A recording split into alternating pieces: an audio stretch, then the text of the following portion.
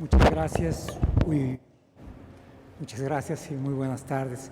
Me da mucho gusto estar con ustedes para declarar inaugurada esta convención bancaria y me da mucho gusto compartir el podio con gente con la que hemos estado trabajando muy fuerte codo a codo en este último año, con gente con la que yo tengo el mayor de los respetos profesionales, pero también es a quienes he aprendido a tener un aprecio personal: Carlos, Gabriel, Luis, el otro Carlos, Alejandro y Juan Pablo Graf.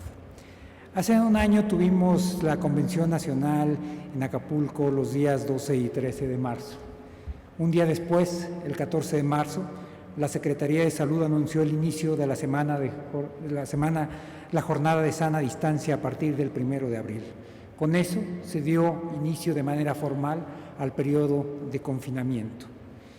De hecho, la convención bancaria del año pasado fue el último acto público masivo permitido del año 2020. Y esto dio entrada a lo que ha sido la crisis sanitaria y la crisis económica más seria en los últimos 100 años. La crisis sanitaria más grave desde la influenza española en 1918 y la crisis económica más delicada desde la Gran Depresión. Es muy interesante que hoy estemos celebrando el inicio de la 84ª Convención Nacional Bancaria. La primera de ellas se celebró en 1932. El año con la caída más fuerte en la actividad económica en su historia, desde que se recolectan las cifras de manera oficial, fue justo un año antes, durante la Gran Depresión en 1932, con un 14.9%.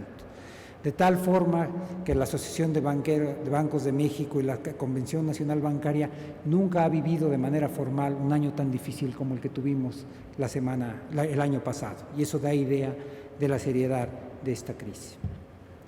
Nosotros hemos, de manera muy esquemática, decía yo que la crisis más seria que hemos enfrentado, y nosotros sabíamos de la seriedad de lo que se nos avecinaba. Luis Niño de Rivera decía en sus palabras iniciales que tenemos nostalgia de tener esta reunión en Acapulco, en Playera, en Guayabera y en otras condiciones. Déjame decirte un poquito cómo fue la convención del año pasado y lo que tal vez ustedes no vieron que sucedió tras bambalinas. A partir del inicio de los periodos de contagio fuertes en Asia y en Europa, hubo un proceso de exacerbación de la aversión al riesgo, y una de las medidas en las que esto se trasladó fue un movimiento hacia fuera de los mercados emergentes. En el caso de México, esto se tradujo en movimientos abruptos en el tipo de cambio, que pasó de alrededor de 18.5 pesos por dólar a alrededor de 25.3 en tan solo unas semanas. Esto ya lo estábamos viviendo durante la convención bancaria. Así es que efectivamente, Luis, en Guayabera, pero la comisión de cambio sesionó de manera abrupta en un cuarto de hotel donde Alejandro y yo presidimos esa reunión, él acompañado de 2 subgobernadores y yo acompañado de 2 subsecretarios, incluyendo Gabriel de Llorio, y ahí acordamos, en medio de la convención bancaria, el primer anuncio de medidas para proveer estabilidad al sistema cambiario, que fue el anuncio de la renovación de las subastas de coberturas en dólares liquidables en pesos. Antes de que iniciara nuevamente el periodo formal de sana distancia, hicimos la segunda medida importante a la que se refirió Juan Pablo Graf cuando el 26 de marzo se anunció las nuevas medidas contables que permitía relajar la forma en que se podían hacer las reestructuras de créditos. Esto lo realizamos el 26 de marzo del año 2020.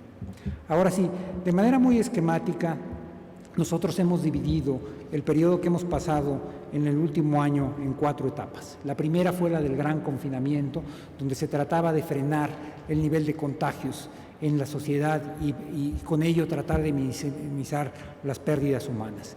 Esta medida de carácter sanitario fue muy exitosa, pero tenía un costo. El parar la economía, el parar la movilidad, implicó que durante el segundo trimestre del año pasado la economía cayera 18.7%. Piensen nada más en lo que les estoy diciendo con ese 18.7%. Cuando estamos hablando que el peor año en la vida económica del país había sido 1932 y había caído 14.9%. Es decir, en un trimestre y solamente durante un trimestre, la contracción de la actividad económica en México fue peor que durante la Gran Depresión. La segunda fase en este último año es cuando se inició un periodo de reapertura gradual, ordenada y muy cuidadosa a partir del 1 de junio. A partir de entonces la economía ha venido recuperándose, pero ha venido recuperándose de manera asimétrica. Hay algunos sectores, como el de la exportación, que para noviembre y diciembre del año pasado estaban siendo ya mucho más activos que un año anterior. Pero hay otros sectores, los que son altamente intensivos en el contacto, en la movilidad, como pueden ser el turismo, las aerolíneas, los restaurantes, los gimnasios, etcétera, que tienen que estar operando por abajo de su capacidad y que por lo tanto son los que más han sufrido durante esta crisis. Y también, si lo queremos ver desde el punto de vista humano, las familias de quienes trabajan en estos sectores son quienes han pasado por una situación más complicada.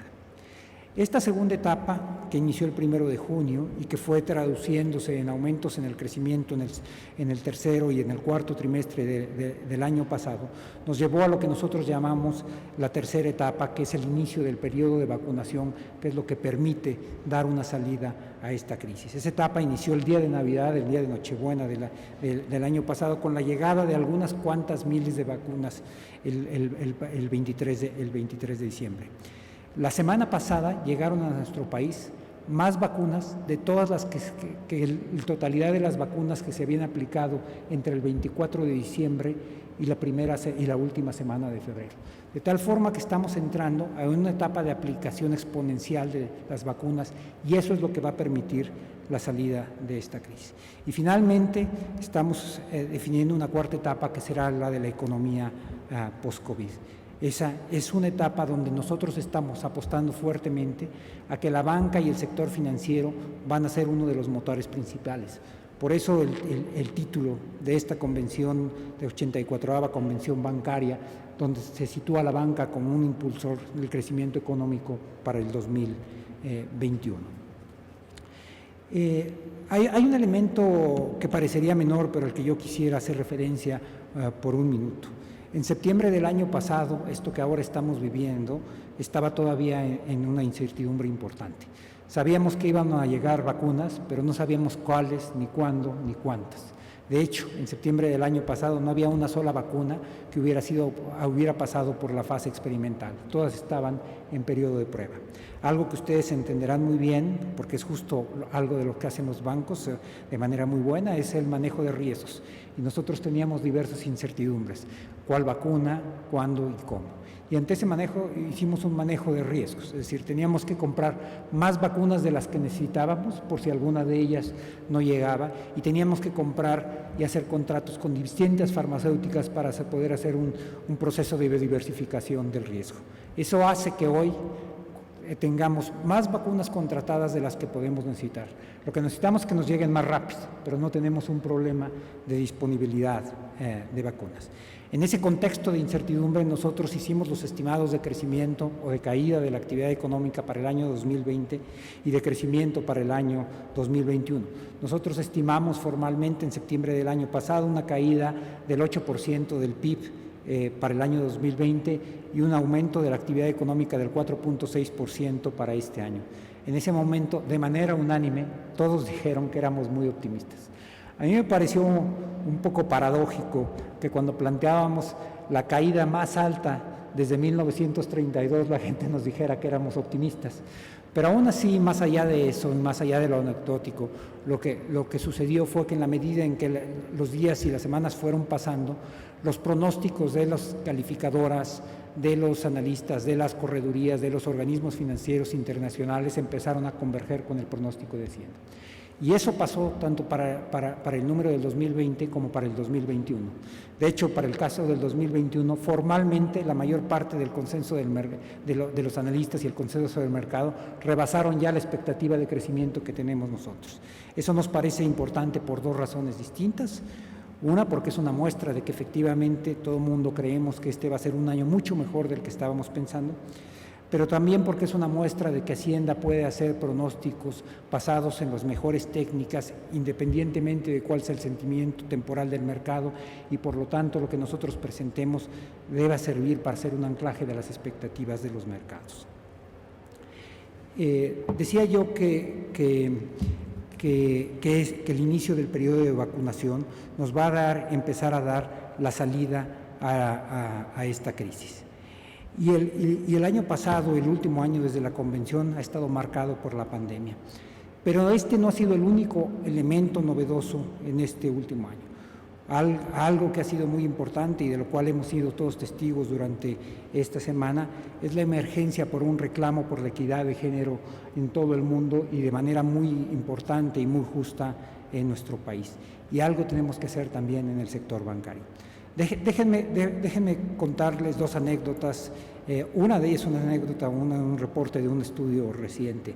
Este no es un tema nuevo, el de la discriminación de género, y se aduce a las cuotas como un elemento que no puede funcionar. Pero si no mal recuerdo, en la Filarmónica de Nueva York hace tiempo enfrentaba el mismo problema de si estaban fundamentalmente contratando músicos que eran hombres vis a vis mujeres, y decidieron empezar a hacer audiciones cerradas, es decir, quien tocaba detrás de una cortina y no sabían cuál era el género. El resultado fue que contrataron a muchas más mujeres que hombres, es decir, había claramente un sesgo psicológico del cual no eran conscientes. Ese mismo estudio lo hicieron en Chile para la banca. Cuando empezaron a hacer análisis de los créditos que eran solicitados, decidieron poner, en lugar de poner Cristina Gómez, C. Gómez, y que el género de las personas que estaban solicitando no apareciera. El resultado en Chile es que la posibilidad de rechazo por ser mujer de un crédito era del 14.8%.